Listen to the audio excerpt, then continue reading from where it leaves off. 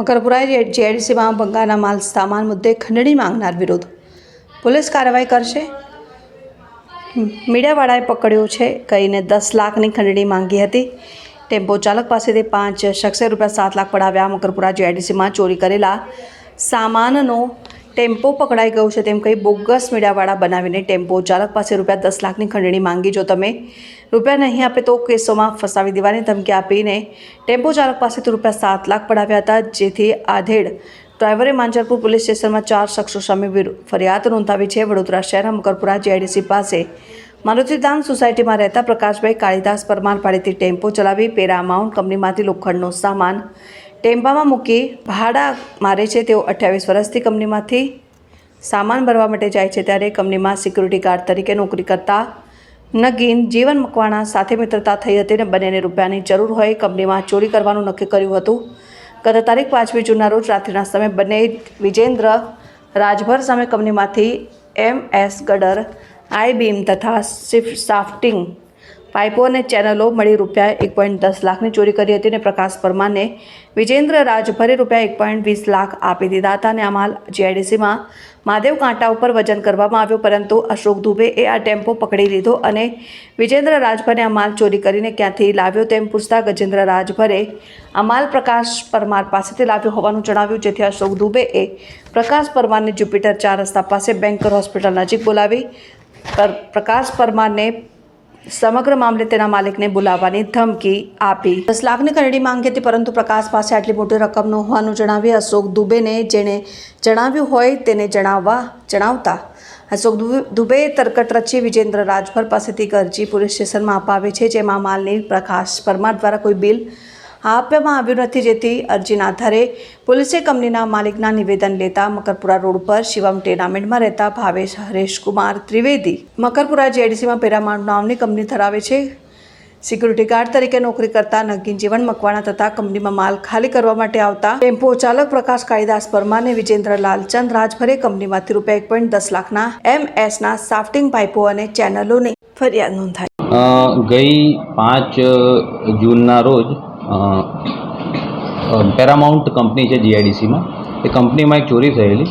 એ ચોરીમાં આરોપી છે પ્રકાશ પરમાર, જે આ કંપનીમાં માલ સામાન ભરવાનો કોન્ટ્રાક્ટ ધરાવે છે, એની સાથે એ કંપનીનો સિક્યોરિટી ગાર્ડ નગીન મકવાણા અને ત્રીજો વિજેન્દ્ર રાજભર જે ટેમ્પો ચાલક છે, ટેમ્પોનો માલિક, એના ટેમ્પોમાં આ ત્રણેય ભેગા થઈને આ જે પેરામાઉન્ટ કંપની છે કંપનીમાંથી 1,20,000ની કિંમતની સ્ટેનલેસ સ્ટીલની ચોરી કરેલી।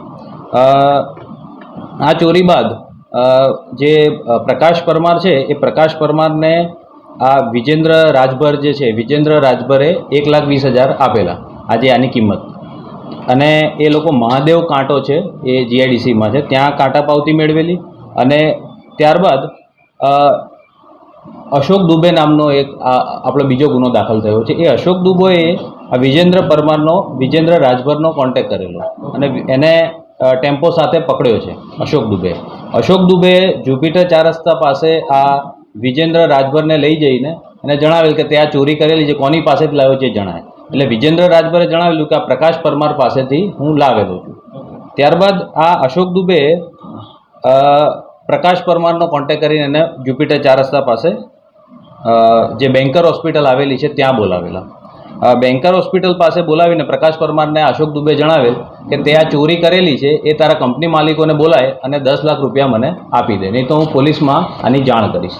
ત્યારબાદ પ્રકાશ જે પરમાર છે એની પાસે આટલા પૈસા ન હોય, એને જાણ કરી કે મારી પાસે આ પૈસા છે નહીં, એ તમારે જેને જાણ કરવી હોય તો આ અશોક દુબે એ એક તરકટ રચે છે અને જે આ રાજભર છે જેણે આ ચોરીનો માલ ખરીદ્યો એની પાસે પોલીસ સ્ટેશનમાં એક અરજી અપાવે છે કે વિજેન્દ્ર રાજભરે પ્રકાશ પરમાર પાસેથી જે માલ ખરીદ્યો એનું બિલ આપતો નથી, એટલે પ્રકાશ પરમાર વિરુદ્ધ આ રીતે એક અરજી અપાવે છે।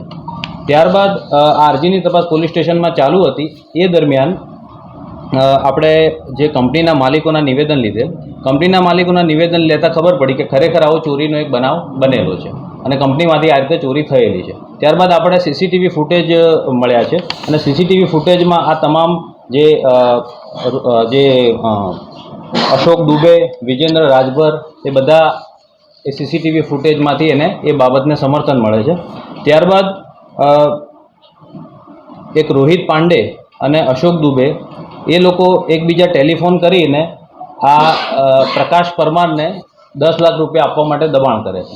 ત્યારબાદ આ પ્રકાશ પરમાર જે છે એના એક મિત્ર એની પાસેથી એનો ટેમ્પો ગીરવે મૂકીને 7 લાખ રૂપિયા લાવે છે અને આ જે પ્રકાશ પરમાર છે એ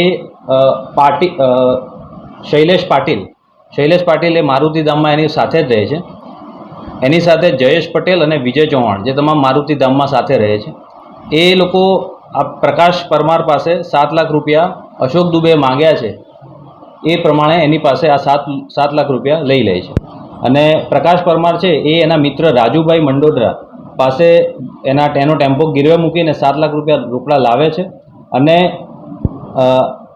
શૈલેષ પાટીલ મારફતે એ પૈસા શૈલેષ પાટીલ, જયેશ પટેલ અને વિજય ચૌહાણ આ 3 લોકોને આપે છે.